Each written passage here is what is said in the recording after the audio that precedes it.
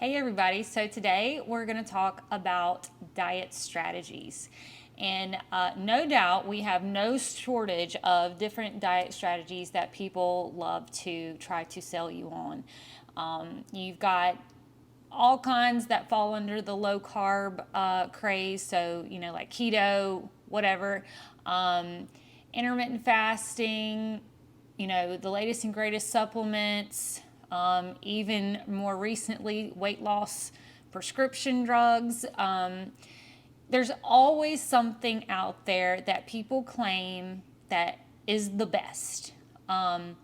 Here's the secret: every diet works.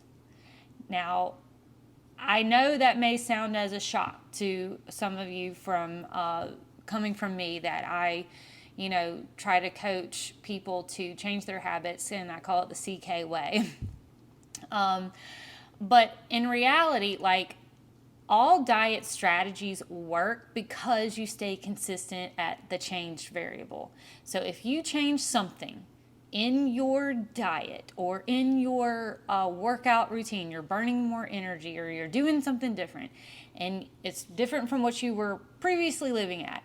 If you change that and you stick with it for a amount of time, that something is going to change. So I like to call reason why all diet strategies work. I explain it in that there is a diet blueprint, so to speak, where every diet strategy out there, they're going to change at least one of the three variables in what I call the diet blueprint. That is the amount, the type of food, and then timing. So, for example, low carb or keto, all right, you're controlling the amount of certain macronutrients that you eat. So you're probably upping your proteins and fats, and then you're also taking out a type of macronutrient, carbohydrates. And so whenever you take out or you change that one variable for a time period, things are going to change. Take intermittent fasting, for example. It plays with timing of your food and then also the amount of food. So even though you may eat all the macronutrients, proteins, carbs, and fats, you are essentially constricting the window in which you can eat that food, which in itself will control the amount that you can eat. So for a lot of people, when they shorten that window, when they put some kind of rule or regulation on their actions, on their habits, that will control the amount that they take in. So again, it's changing one completely changing one or two of the diet blueprint is what I like to call it. But just because a lot of these diet strategies work, which all of them do, otherwise nobody would be able to sell it, whatever their gimmick is, it doesn't mean that it works for everyone or that it's realistic for everyone. And that's kind of why Clean Kitchen, we don't like to pigeonhole ourselves in one way is better than the other. There's certain people that love the timing schedule of intermittent fasting, not necessarily for nutritional purposes, but for simply like their daily schedule. And for whatever reason, if they get in their mind that they can eat during this time, that allows them to function better through the day and plan their day better.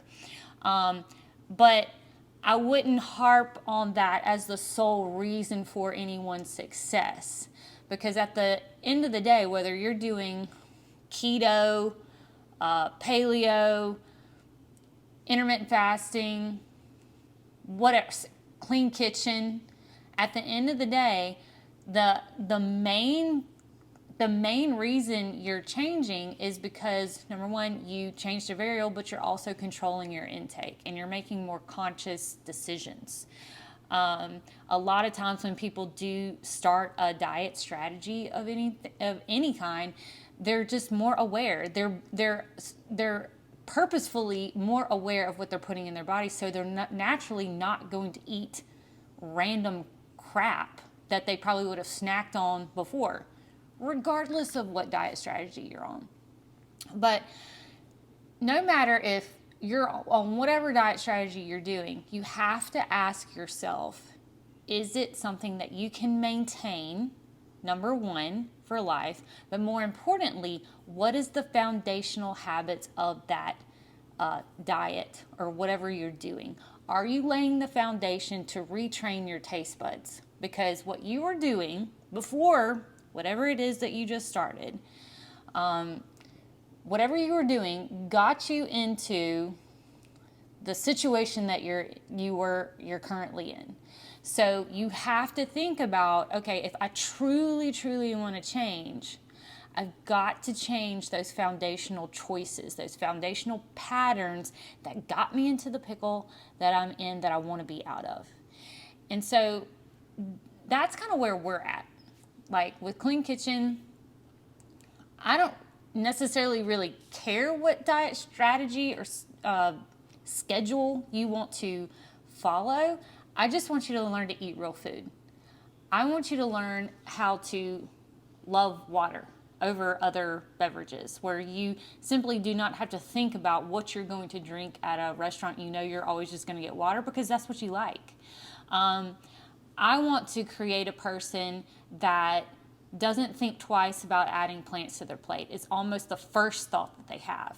You know, I want to create a person that understands how much protein that they need to eat and they don't need to be scared to eat. You know, I want to create a person that is not scared to eat carbohydrates and they understand what carbohydrates do for the body, especially if they're a person that is training and really active. You know, I find that a lot of diet strategies these days, they single out a variable and then they put the fear in people. And I think that's really wrong. I think that that's not a way to live. I don't feel like that it builds a healthy mindset when it comes to, number one, what you're eating, and number two, your body image. Because, like, for example, if you're eating low carb, you know, and you eat low carb because you have a lot of success with it and you lose a lot of weight rapidly fast. Well, a lot of that weight that you're losing is water weight, not actually body fat. I'm not saying that you don't lose some body fat, because obviously people wouldn't do it if they did not lose body fat.